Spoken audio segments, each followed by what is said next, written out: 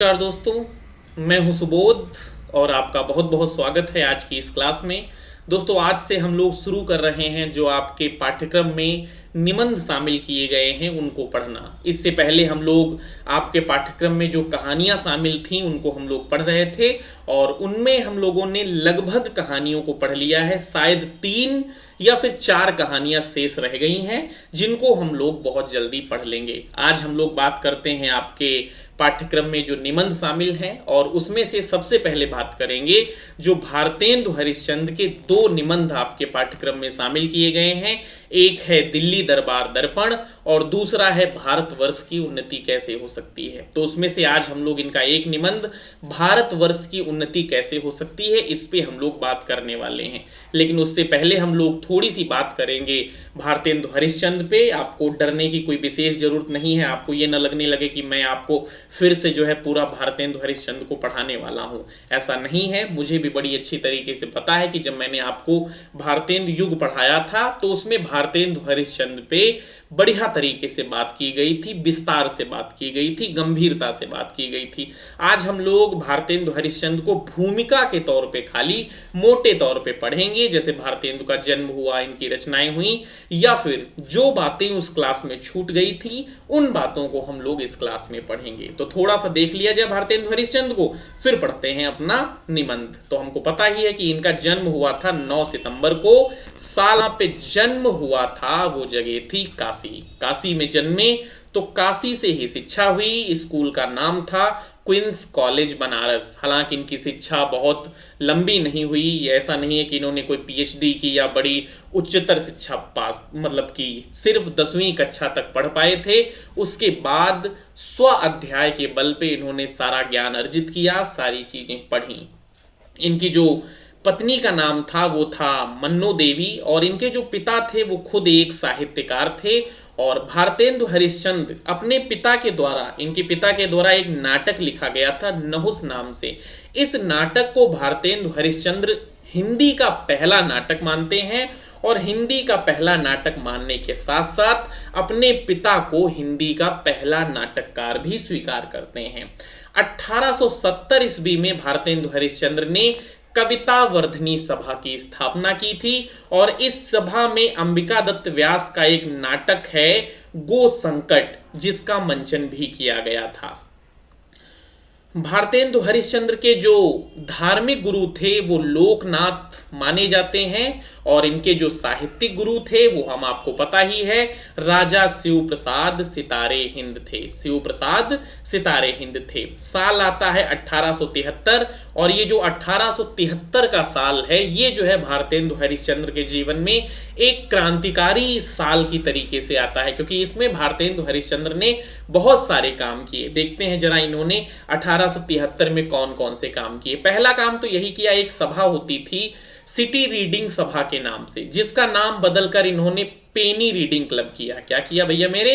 पेनी reading club किया। और इसमें जो भारतेंदु हरिश्चंद्र लेख पढ़ते थे उन लेखों को भारतेंदु हरिश्चंद्र की जो पत्रिका थी हरिश्चंद्र मैगजीन, फिर बाद में हरिश्चंद्र चंद्रिका, इसमें जो है प्रकाशित किया जाता था।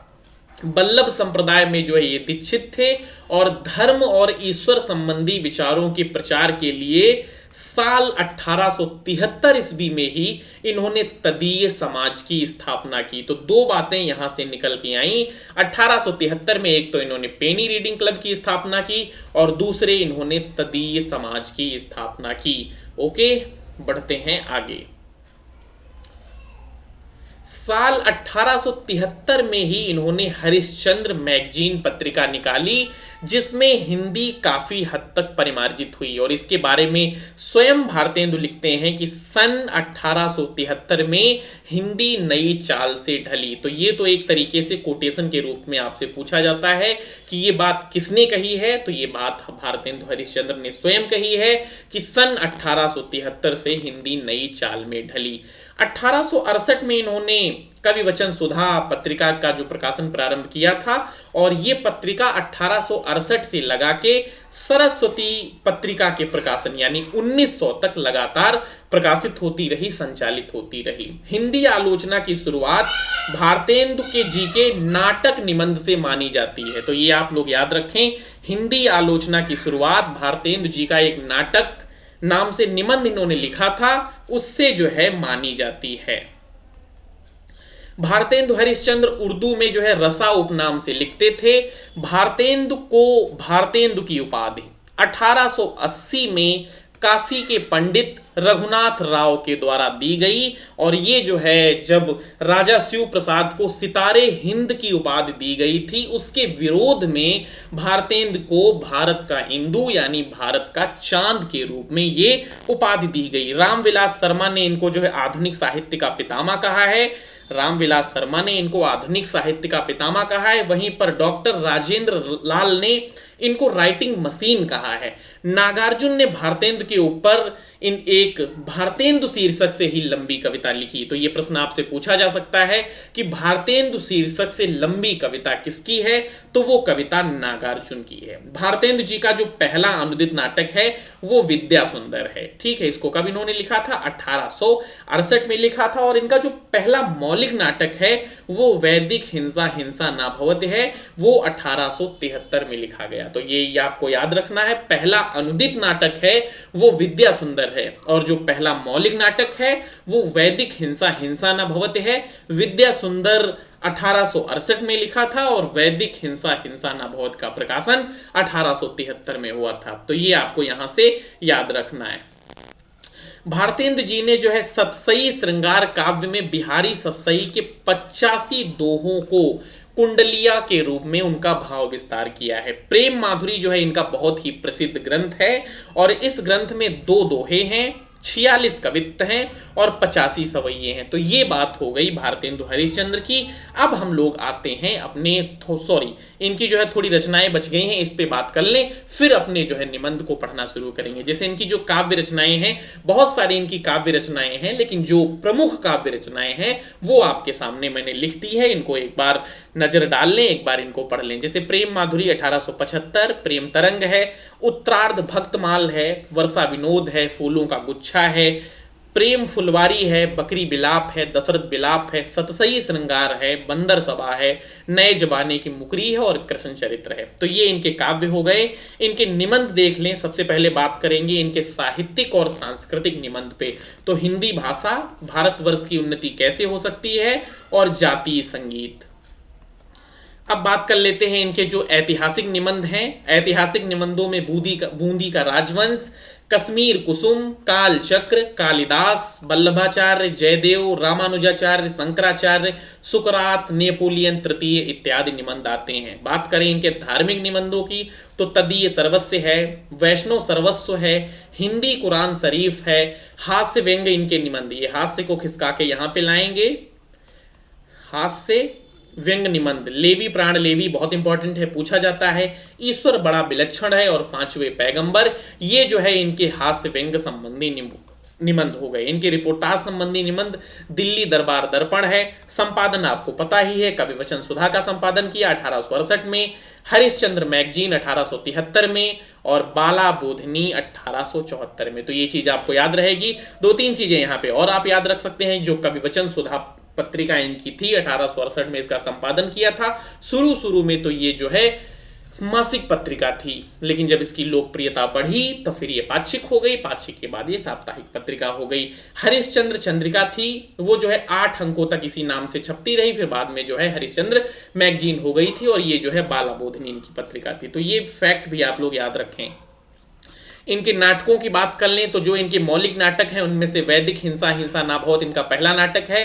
प्रकाशन 1873 में होता है। सत्य हरिश्चंद्र 1875, प्रेम जोगिनी 1875, विशस्य विषमौषधम 1876, श्री चंद्रावली 1876, भारत जननी 1877, भारत दुर्दशा 1880, नील देवी, नीला नहीं नील देवी, नील देवी, इसको क्या करेंगे भैया मेरे, नील देवी 1881, अंधेर नगरी 1881, सती प्रताप 1883। इनके द्वारा अनुवादित किए गए नाटक विद्या सुंदर 1868, पाखंड विडंबन 1872, धनंजय विजय 1873, कर्पूर मंजरी 1875, मुद्रा राक्षस 1878, दुर्लभ बंधु 1880 और मृच्छ कटिकम इनका जो है अपूर्ण नाटक है। तो ये इनके नाटक हो गए।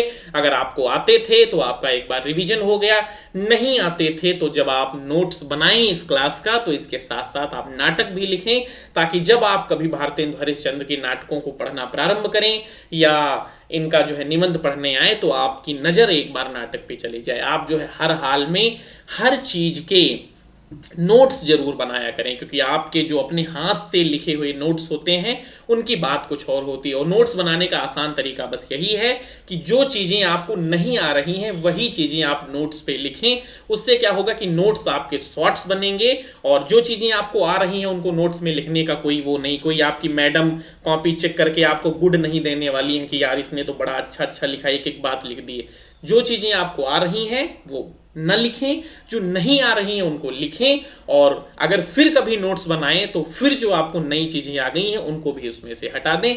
ये जो है नोट्स बनाने का एक अच्छा तरीका हो सकता है। तो भारतेंदु हरिश्चंद्र को हम लोगों ने पढ़ लिया। अब हम लोग बात कर लेते हैं अपने निबंध की, भारतवर्षोन्नति कैसे हो सकती है। भारतेंदु हरिश्चंद्र रचित ये जो निबंध है एक सांस्कृतिक व्यंग्यात्मक निबंध की श्रेणी में आता है। इसका प्रकाशन हुआ था साल 1884 में, हरिश्चंद्र चंद्रिका में इसका प्रकाशन हुआ था। यह निबंध प्रकाशित होने से पूर्व बलिया के ददरी मेले में बलिया के ददरी मेले में सन 1884 में आर्य देशोपकारिणी सभा में भारतेंदु जी ने भाषण के रूप में प्रस्तुत किया था, इसीलिए इसे बलिया का व्याख्यान नाम भी दिया जाता है। तो मोटा माटी बात ये याद रखनी है कि भारतेंदु हरिश्चंद्र का ये निबंध 1884 में हरिश्चंद्र चंद्रिका में बाद में छपा। इसी निबंध को इन्होंने ददरी मेले में 1884 में एक सभा थी, आर्य देशोपकारिणी सभा में ये गए थे और वहां पे इस निबंध के तौर पे इन्होंने व्याख्यान दिया था। फिर बाद में वही जो है लिख दिया गया, इसीलिए इसको बलिया का व्याख्यान भी कहा जाता है। इस निबंध में भारत के लोगों की खामियां, उनको सजग करना, ब्रिटिश सत्ता पर व्यंग, उनके कार्यों की सराहना करना आदि का उल्लेख किया गया है। इस निबंध में भारतवर्ष की उन्नति में बाधक आलस्य पर करारा व्यंग किया गया है। अब यहां से जो भी आप पढ़ेंगे प्रत्येक लाइन आपके लिए एक प्रश्न है। आपसे कहीं से भी कोई प्रश्न पूछा जा सकता है कि इस निबंध में ये बात है, ये फैक्ट है या फिर नहीं है। इस तरीके से प्रश्न आपसे खूब पूछे जाते हैं और पूछे जाते रहेंगे, तो ध्यान से यहां से हर चीज पढ़नी है। तो इस निबंध में भारतवर्ष की उन्नति में आलस पर करारा व्यंग किया गया है। साथ ही लेखक यहाँ के लोगों को इंग्लैंड से कर्मशीलता की सीख लेने की सलाह देता है। मतलब इस निबंध में भारतेंदु हरिश्चंद्र कहते हैं कि इस समय भी अगर हम अपने आप को नहीं सुधार पाए तो ऐसा अवसर कभी नहीं आएगा, क्योंकि जो इंग्लैंड है वो जिस तरीके की उसकी कार्यशैली है, अगर उससे हम उसकी कार्यशैली नहीं सीख पाए, उससे उसका हम मशीनीकरण नहीं सीख पाए तो फिर जो है हम कुछ नहीं कर सकते। निबंध में धर्म की उन्नति को सर्वोपरि बताते हुए इसके लिए सामाजिक कुरीतियों को दूर करने की सलाह देने की बात कही गई है। भारतेंदु जी ने इस निबंध में पेंशन, वजीफा, नौकरी का लालच छोड़कर स्वरोजगार और आत्मनिर्भर पर बल देने की बात कही है। यानी नरेंद्र मोदी जो आज कह रहे हैं, भारतेंदु हरिश्चंद्र ने वो ददरी मेले में ही कह दिया था कि भैया ये सब चक्कर, पेंशन छोड़ो, आत्मनिर्भर बनो। चलिए बढ़ते हैं आगे। भारतेंदु जी ने इस निबंध में पेंशन, वजीफा, बात वही हो गई। हमको लगता है एक बार वो भारतेंदु की बात हो गई, ये जो है मोदी जी का कोड हो जाएगा। खैर ये एक मजाक था, इसको काट दीजिए, ये 2 बार बात हो जाएगी। भारतेंदु ने इस निबंध में धर्म, जाति और संप्रदाय का मतभेद मिटाने का संदेश दिया है। इस निबंध में उन्होंने कहा है कि सबको आपस में जो है मिल के रहना है। इस निबंध में तत्कालिक बलिया के जो कलेक्टर थे, नाम था रॉबर्ट साहब बहादुर, जिनकी उन्होंने अकबर से तुलना की है। तो ये तो बहुत इंपॉर्टेंट फैक्ट है, आपसे प्रश्न पूछा जा सकता है। और इसी निबंध में चतुर्भुज सहाय और मुंशी लाल की क्रमशः अबुल फजल और टोडरमल से तुलना की गई है। यानी चतुर्भुज सहाय को बताया गया है अबुल फजल और मुंशी बिहारी को बताया गया है टोडरमल। भारतेंदु जी ने इस निबंध में 3 मेढक की बातचीत के द्वारा हिंदुस्तान की प्रजा का वर्णन चित्रित किया है। यह फैक्ट आपसे परीक्षा में पूछा भी जा चुका है। भारतेंदु लिखते हैं कि 3 मेढक एक के ऊपर बैठे थे। ऊपर वाले ने कहा जौक सौक, बीच वाले ने कहा गमसम, सबसे नीचे वाला पुकार गया गए हम। और हिंदुस्तान की जो प्रजा है यही है गए हम। इस निबंध में भारतेंदु जी आलस्य को बढ़ते देख मलूक दास के दोहे को उद्धृत करते हैं। इस दोहे को जो है भारतेंदु ने अपने निबंध में उद्धृत किया है कि अजगर करे न चाकरी, पंछी करे न काम, दास मलूका कह गए सबके दाता राम। तो इस दोहे को भी जो है भारतेंदु ने अपने निबंध में उद्धृत किया है। ये आप लोग याद रखें क्योंकि प्रश्न आपसे ये भी पूछा जा सकता है। उसके बाद हिंदुस्तान की दुर्दशा का उल्लेख करते हुए भारतेंदु जी भगवत के श्लोक का उदाहरण देते हुए कहते हैं कि भगवान कहते हैं कि पहले तो मनुष्य जन्म ही दुर्लभ है सो मिला, और उस पर गुरु की कृपा और उस पर मेरी अनुकूलता, इतना सामान पाकर भी मनुष्य इस संसार सागर के पार न जाए, उसको आत्महत्यारा कहना चाहिए। वही दशा जो है इस समय हिंदुस्तान की है। भारतेंदु जी ने हिंदुस्तान की दुर्दशा का चित्रण करते हुए इसकी तुलना दरिद्री कुटुंबी और अपनी इज्जत बचाने वाली लाजवंती बहू के फटे कपड़ों में अपने अंगों को छुपाए रखने से की है। भारतेंदु ने मुर्दम शुमारी की रिपोर्ट का हवाला देते हुए कहा है कि हिंदुस्तान में मनुष्य दिन दिन बढ़ते जाते हैं और रुपया दिन दिन कमता जाता है। तो आपसे ये प्रश्न किया जा सकता है कि भारतेंदु हरिश्चंद्र ने अपने इस निबंध में किस रिपोर्ट का हवाला दिया है। 4 रिपोर्ट आपके सामने प्रस्तुत कर देगा और आपको बताना होगा कि भारतेंदु हरिश्चंद्र ने इस निबंध में मुर्दम शुमारी रिपोर्ट का हवाला दिया है।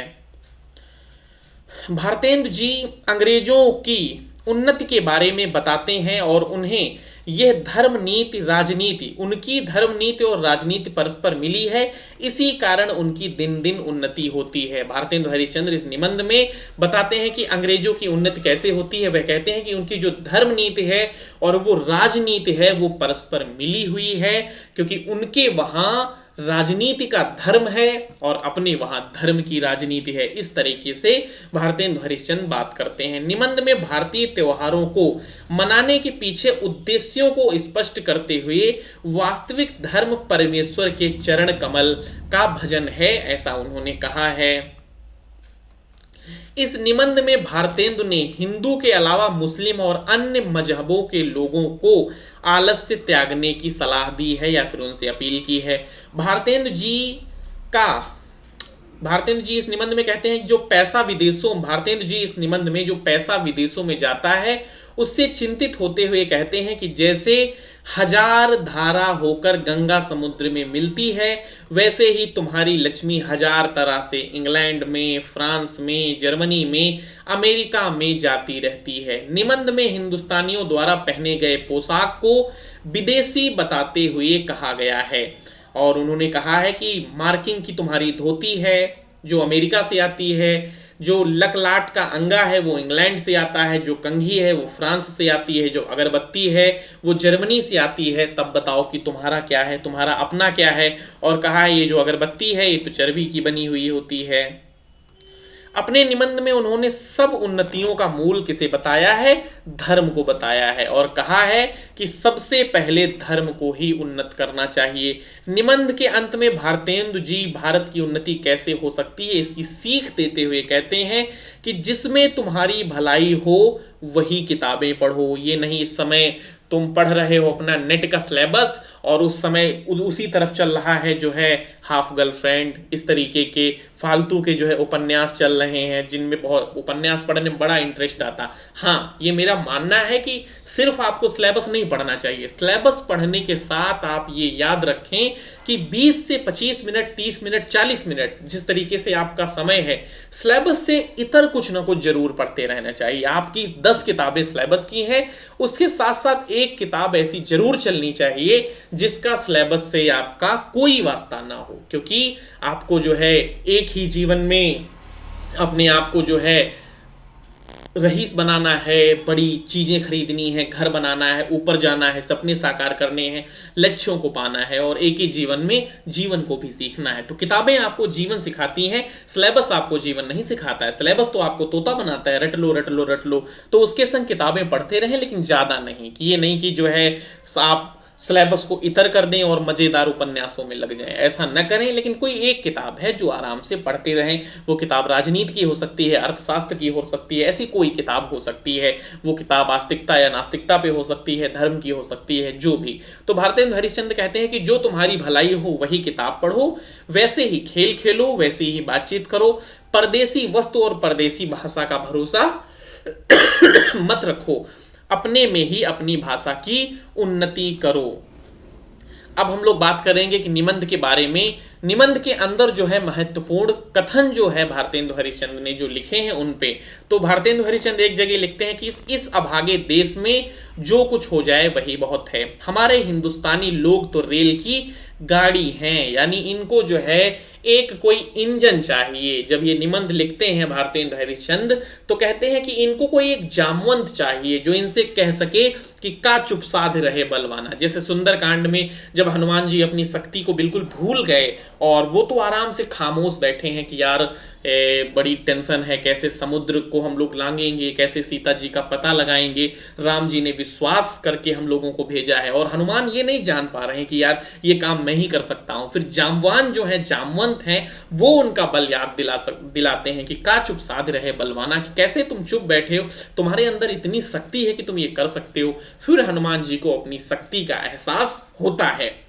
जैसे जब आप विवेक विंद्रा, संदीप माहेश्वरी या इस तरीके से कोई मोटिवेशनल स्पीकर सुनते हैं, फिर आपको रातों रात शक्ति का एहसास होता है। फिर रात को 1 बजे रात तक बैठकर आप क्रांति करते हैं पढ़ने की, फिर 12 बजे दिन तक क्रांति करते हैं सोने की। तो आप इस तरीके का मोटिवेशन लें, चाहे ना लें, धीरे वाला मोटिवेशन लें, लेकिन लगातार पढ़ते रहें। हालांकि वो दूसरी तरफ हम लोग मुड़ गए। ये इनका कथन है कि हमारे हिंदुस्तानी लोग रेल की गाड़ी हैं, हिंदुस्तानी लोगों को चलाने वाला कोई हो तो ये क्या नहीं कर सकते। एक शेर ये लोग ये उद्धृत करते हैं कि तुम्हें गैरों से कब फुर्सत, हम अपने से कब खाली, चलो बस हो चुका मिलना मिलाना, न हम खाली न तुम खाली। अंग्रेजों के राज्य में सब प्रकार का सामान पाकर, अवसर पाकर हम लोग इस समय भी उन्नत न हो पाए, न कर सके खुद को, तो हमारे केवल अभाग्य और परमेश्वर का ही कोप है। यानी इस जमाने में जब अंग्रेजों ने जो जिस तरीके से उनकी कार्य प्रणाली है, काम करने की चीज़ें हैं, जो ढंग हैं, अगर हम लोग नहीं सीख पाए तो ऐसा कभी नहीं होगा कि हम लोग सीख पाएंगे। किसी देश में सभी के पेट भरे हुए नहीं होते। ये कथन बहुत इंपॉर्टेंट है कि त्योहार तो तुम्हारी म्यूनसिपालिटी हैं। और ये जो है एक शेर है कि शौक तिलपी से मुझे गुल की जो दीछर का था, न किया हमने गुलिस्ता का सबक याद कभी। तो ये जो है निबंध आपका पूरा हो गया। इसमें जो लाइन टू लाइन आपको फैक्ट बताए गए हैं, इनको आप पढ़ें, 1-2 बार सुने, इनके नोट्स बनाएं और इनको अच्छी तरीके से याद रखें। तो क्लास आपको पसंद आई होगी। अगर क्लास पसंद आई है तो क्लास को चुपचाप लाइक कर दो और चैनल को सब्सक्राइब कर दो, क्योंकि इस तरीके की क्लासेस जब आएं तब आप तक पहुंच जाएं। धन्यवाद।